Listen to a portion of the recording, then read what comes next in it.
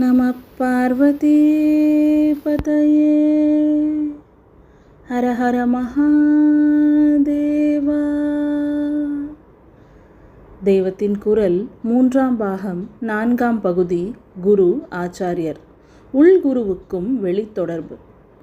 சிஸ்டமேட்டிக்காக teach பண்ண வேண்டும் என்று நினைக்காவிட்டாலும் அனுகிரகம் பண்ண வேண்டும் என்ற எண்ணம் எந்த குருவுக்கும் இருந்திருக்கிறது. தன்னை இவன் சிஷ்யனாக ஆசிரியத்திருக்கிறான், இவனுக்கு நாம் அனுகிரகிக்க வேண்டும் என்ற எண்ணத்தையும் கடந்து ஒரு மகாத்மா இருந்தாலும் அப்போது இவரை நம்பி வந்தவனை நாம் கைவிடப்படாது என்ற சாக்ஷாத் ஈஸ்வரனே அவர் மூலமாக அவனுக்கு அனுகிரகம் பண்ணிவிடுவான். ஆகையால் குரு என்பவர் தாமாக குருத்துவத்தை தேடாவிட்டாலும் சிஷ்யன் என்று ஒருத்தன் வந்து சேர்ந்தால் அவனிடம் அனுகிரக சம்பந்தம் அவருக்கு ஏற்படவே செய்கிறது. இங்கேதான் குரு என்ற வார்த்தைக்கு சொல்கிற இன்னொரு அர்த்தம் பொருந்துகிறது. ஒரு அர்த்தம் சொன்னேன், வெளி சம்பந்தமில்லாத உள்கணம், பெருமை உள்ளவரே குரு என்று. உள் விஷயமானதால் இங்கே காரியம் ஒன்றும் இல்லை. இன்னொரு அர்த்தம் என்ன? கு என்பது இருட்டு, ரு என்பது போக்குவதை குறிக்கும். குரு என்றால் இருட்டை போக்குபவர் என்று சொல்கிறார்கள். கும் இருட்டு என்று ரொம்பவும் இருட்டாயிருப்பதை சொல்லும்போது கு என்பது இருட்டை குறிப்பதுதான். இருட்டை போக்கடிப்பவர் என்பதே குருவுக்கு அர்த்தமாகிறது. தேவ என்றாலும் பிரகாசரூபி என்றே அர்த்தம். இருட்டு என்றால் அஞ்ஞானம்தான். தமசோமா ஜோதிர்கமய என்கிறபோது தமஸ் இருட்டு என்பது அஞ்ஞானமே, ஜோதி என்பது ஞானம். அஞ்ஞான மாய இருள், ஞான ஒளி என்றே சொல்வது வழக்கம். ஆத்ம ஞானமும் மாயா அஞ்ஞானமும் தான் என்றில்லை. எந்த ஒரு விஷயமோ வித்தையோ ஆனாலும் அது தெரியாத நிலையில் அதை அறிவின் இருட்டு என்றும், தெரிந்த நிலையை அறிவு வெளிச்சம் என்று சொல்வதே வழக்கம். இப்படி புத்திக்கு ஒரு விஷயத்தை பிரகாசிப்பிக்கிறவர் குரு. முக்கியமாக முடிவாக ஞான பிரகாசத்தை கொடுக்கிறவர். சாஸ்திரம் படிக்காத, சாஸ்திரப்படி பண்ணாத, சாஸ்திரங்களை உபதேசிக்காதவரானாலும் ஒரு மகானை குரு என்று ஒருத்தன் நாடி போய் ஆசிரியத்து விட்டானால் அவர் அவனுடைய உள்ளிருட்டை போக்கி ஞானம் தந்து விடுவார். இவனுக்கு தெரியாத வேறு விஷயங்கள், வித்தைகள் கூட அவருடைய அனுகிரக சக்தியால் வெளிச்சமாகிவிடும். இருட்டை போக்குபவர் என்று குருவை டிஃபைன் செய்கிற போது அவருக்கு போக்குவது என்ற காரியம் ஏற்பட்டு விடுகிறது. இவருடைய உள்பெருமை இப்போது காரியமாக வெளியிலே வேலை செய்கிறது. தனித்திருக்காமல் இப்போது இவர் இன்னொருத்தனுடன் காரியத்தால் சம்பந்தப்பட்டு விடுகிறார். வாயால், வாழ்க்கையால் உபதேசித்தோ அல்லது வெறும் அனுகிரக சக்தியாலோ அல்லது அந்த அனுகிரகத்தையும் கூட இவர் கான்ஷியஸாக புத்திபூர்வமாக பண்ணாமல் ஈஸ்வரனே இவர் மூலம் பண்ணியோ எப்படியோ ஒரு விதத்தில் இவர் சிஷ்யன் என்னும் இன்னொருத்தனுடைய அறியாமையை, சின்ன விஷயங்களில் அறியாமை, ஆத்ம சம்பந்தமான அறியாமை, ஏதோ ஒன்றை அல்லது இரண்டையும் நிவர்த்தி செய்கிறவர் ஆகிவிடுகிறார். இப்படி ஒரு காரியம் இவரால், இவரை கொண்டு சிஷ்யன் பொருட்டு ஏற்படுகிறது என்றால் அப்போது இவருக்கும் சிஷ்யனுக்கும் ஒரு லிங்க் உண்டாக வேண்டும். பவர் ஹவுஸில் இருக்கும் எலக்ட்ரிசிட்டி நம் அகத்து பல்பில் எரிகிறது என்றால் அதையும் இதையும் கனெக்ட் பண்ண ஒயர் இருந்தாக வேண்டும். ரெட் ஹில்ஸ் ஜலம் நம் அகத்தில் கொட்டுகிறது என்றால் இரண்டையும் கனெக்ட் செய்ய பைப்லைன் இருந்தாகணும். இப்படியே குருவினால் சிஷ்யனுக்கு புத்தி பிரகாசம், அறிவு தாரை உண்டாகிறது என்றால் அவரையும் இவரையும் சேர்த்து வைக்க ஒரு லிங்க் இருக்கத்தானே வேண்டும். குரு வாயால் விஷயங்களை விளக்கினால் அந்த பேச்சு ஒரு லிங்க். வாழ்க்கை உதாரணத்தால் புரிய வைத்தால் இதுவும் ஒருவித கம்யூனிகேஷன் தானே. அதோடு அதைவிட அவருடைய அனுகிரக சக்தி என்பதன் ரேடியேஷனையும் சொல்ல வேண்டும். இதையும் ஒரு லிங்க் என்று சொல்ல வேண்டும்.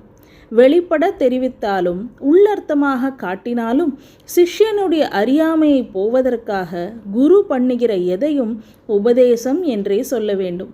உபதேசமாக பிரசங்கம் பண்ணாமல் வாழ்க்கை உதாரணத்தாலேயே உபதேசித்து விடுவதை தான் வெர்பல் மெசேஜ் இல்லை, அவருடைய லைஃபே மெசேஜ் என்று சொல்வது.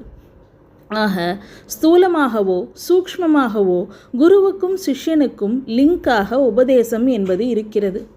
வாய் வார்த்தையாலும் வாழும் வாழ்க்கையாலும் உபதேசித்தே ஆக வேண்டும் என்ற டியூட்டி உள்ளவரைத்தான் ஆச்சாரியர் என்று ஆரம்பத்தில் சொன்னேன். குரு என்பவர் இப்படி வார்த்தையாலும் வாழ்க்கையாலும் உபதேசிக்க வேண்டும் என்றில்லாவிட்டாலும் அனுக்கிரகம் என்ற ரூபத்தில் அவருக்கும் சிஷ்யனுக்கும் ஏற்படுகிற கனெக்ஷனும் உபதேசம்தான் என்கிறேன். அறியாமையை போக்கி அறிவொளியை ஏற்படுத்துகிற எதுவும் உபதேசம்தான் என்பதால். பொதுவாக பெரும்பாலாக குருவின் அனுக்கிரக சக்தி சிஷ்யனுக்கு மந்திர உபதேசம் என்ற லிங்க் மூலமே பாய்கிறது. வாயால் பிரசங்கம் பண்ணி எக்ஸ்பிளைன் செய்யாதவராக இருக்கிற மகாத்மாக்கள் கூட மந்திரோபதேசம் என்ற ஒன்றை மாத்திரம் பண்ணிவிடுவதே பெரும்பாலும் நாம் பார்ப்பது. கதைகளில் படிக்கிறோம். ஒரு மகானால் தனக்கு உய்வு கிடைக்காதா என்று அவரிடம் போய் அநேக சிஷ்யர்கள் காத்து கிடப்பார்கள். அப்புறம் என்றைக்காவது ஒரு நாள் அவர் சிஷ்யனுக்கு ஒரு மந்திரம் உபதேசித்து விடுவார். அதிலிருந்து இவனுக்கு ஞானம் பிரகாசமாக தொடங்கிவிடும். எப்படியாவது இம்மாதிரி குரு வாயிலிருந்து மந்திரோபதேசம் வாங்கி கொண்டு விட வேண்டும் என்பதற்காக தபஸ் இருந்து தந்திரம் பண்ணினவர்கள் கூட உண்டு. கபீர்தாஸுக்கு ராமானந்தர் என்ற மகானிடமிருந்து ஸ்ரீராம மந்திர உபதேசம் வாங்கி கொள்ள வேண்டும் என்ற ஆசை. இவரோ முஸ்லிம்.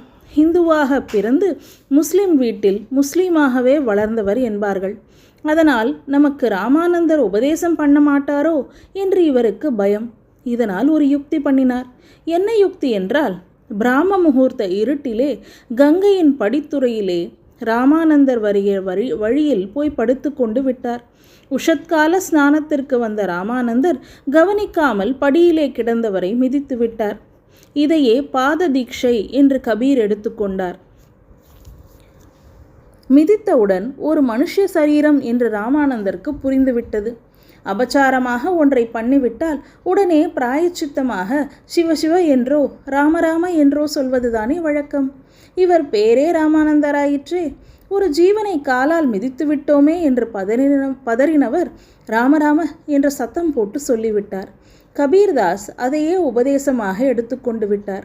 தன் நிமித்தமாக அவரை எப்படியாவது ராமநாம தாரக மந்திரத்தை சொல்ல வைத்து விட்டால் அதுவே தனக்கு உபதேசம் என்றுதான் இப்படி வேண்டுமென்றே அவர் மிதிக்கும்படியாக வந்து இவர் படியிலே கிடந்தது.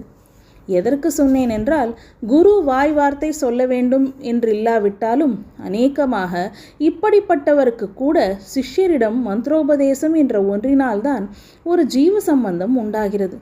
இந்த மந்திரோபதேசத்தை தான் வார்த்தை, திருவார்த்தை என்றெல்லாம் சொல்வார்கள்.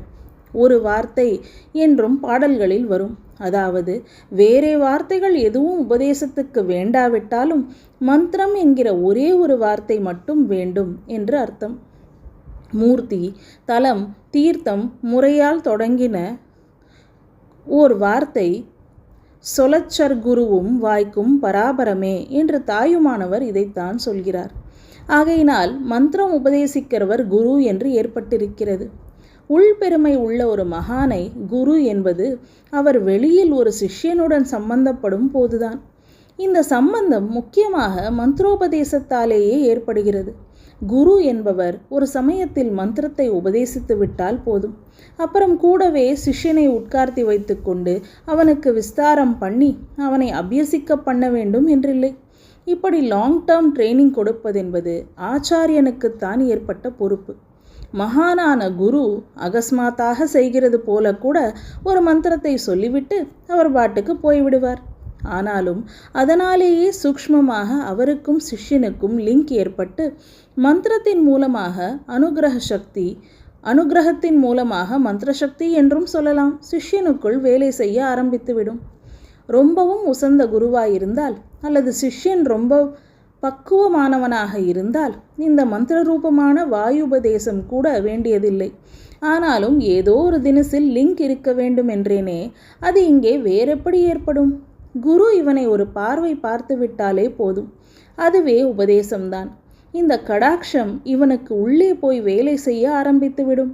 அல்லது அவர் இவனை தொட்டு விட்டால் அந்த ஸ்பரிசமே உபதேசமாகிவிடும். இதெல்லாம் கூட வேண்டாம், இந்த குழந்தை நன்னா இருக்கணும் என்று அவர் நினைத்து விட்டாலே போதும், அதுவே உபதேசத்த லிங்க் தான். நம பார்வதி பதயே. ஹர ஹர மகாதேவா.